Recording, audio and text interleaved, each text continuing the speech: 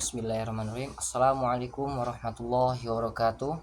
Alhamdulillahirrabbilalamin.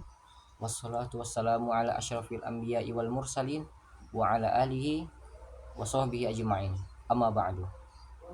Bila perkenalkan, nama saya Muhammad Rajab Kelvin dengan NIM 23101047. Di sini saya ingin menjelaskan atau mempresentasikan isi proposal saya, yaitu tentang perbedaan pendapat ulama dalam fardu wudhu. Yang pertama, saya ingin menjelaskan tentang latar belakang masalah.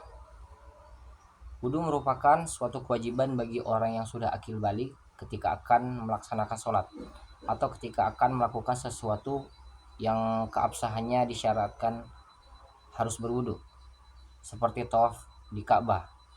Wudhu juga merupakan sarana yang menentukan sah atau tidaknya suatu ibadah.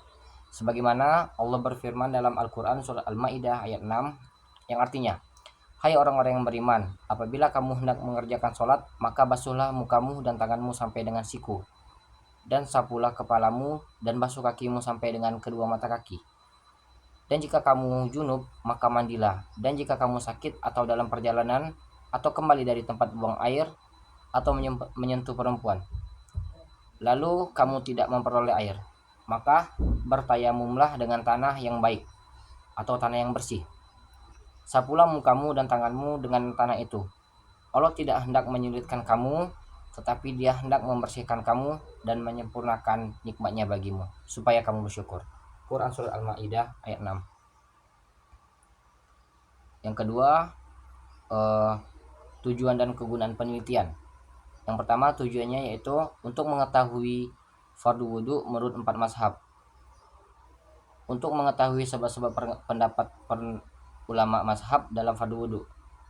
Selanjutnya, untuk mengetahui pendapat yang rajih. 2. Kegunaan penelitian. Yang pertama, akademik. Sebagai sumbernya pemikiran penulis pada perpustakaan Stepik Sumatera Barat. Yang kedua, pribadi. 1. Latihan untuk menulis karya ilmiah dalam bidang ilmu-ilmu keagamaan, terutama dalam disiplin ilmu Al-Quran dan tafsir. Yang kedua, untuk melengkapi tugas dan memenuhi salah satu syarat dalam menyelesaikan program prodi ilmu Al-Quran dan tafsir pada Sekolah Tinggi Agama Islam Pengembangan Ilmu Al-Quran atau STEPI Sumatera Barat. Selanjutnya itu penjelasan judul. Yang pertama, perbedaan. Kata perbedaan berasal dari kata beda yang berarti perpecahan terjadi karena paham. Yang kedua, pendapat ulama. Pendapat ulama adalah pikiran, anggapan atau buah pemikiran seseorang tentang sesuatu hal. Pendapat juga bisa diartikan suatu kesimpulan yang sudah dipertimbangkan dan diselidiki. Sementara kata ulama berasal dari kata bahasa Arab yang merupakan jamak dari kata alim, yang berarti tahu atau yang mempunyai pengetahuan. Jadi ulama adalah orang yang memiliki pengetahuan tentang ilmu kealaman, ilmu umum, dan ilmu agama, di mana pengetahuan yang dimilikinya itu dapat mengantarkannya pada rasa khasyah atau yakin, takut, serta tunduk pada Allah Subhanahu wa Ta'ala. Jadi, perbedaan pendapat ulama adalah perbedaan pemikiran atau ide para ulama tentang hukum-hukum wudhu yang dirumuskan dengan cara penelitian dan menelaah dalil-dalil Al-Quran dan Sunnah tentang wudhu dengan menggunakan metode yang tertentu.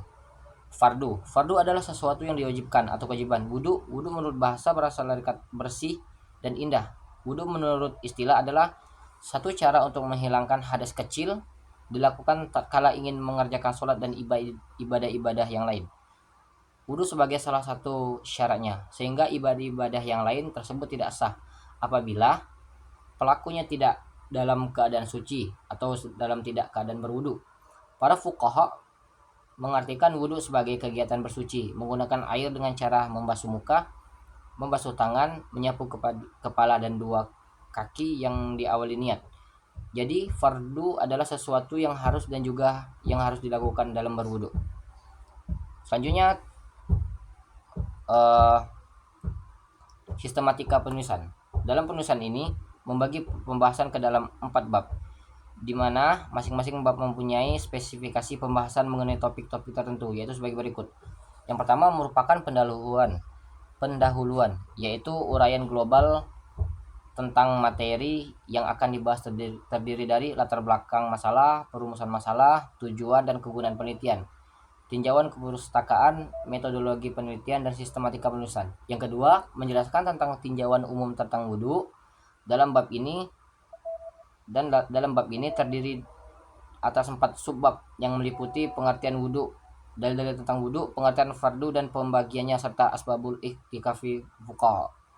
Yang tiga, bab ketika membahas tentang perbedaan pendapat ulama dalam fardu wudhu. Bab ini terdiri dari beberapa subbab meliputi fardu wudhu menurut ulama mazhab, sebab-sebab perbedaan pendapat di kalangan ulama mazhab, dan analis pendapat yang rajih. Yang terakhir yaitu merupakan bab penutup. Dalam bab ini terdiri dari 2 subbab, yaitu kesimpulan dan saran. Baiklah, terima kasih. Mungkin hanya itu presentasi singkat dari saya.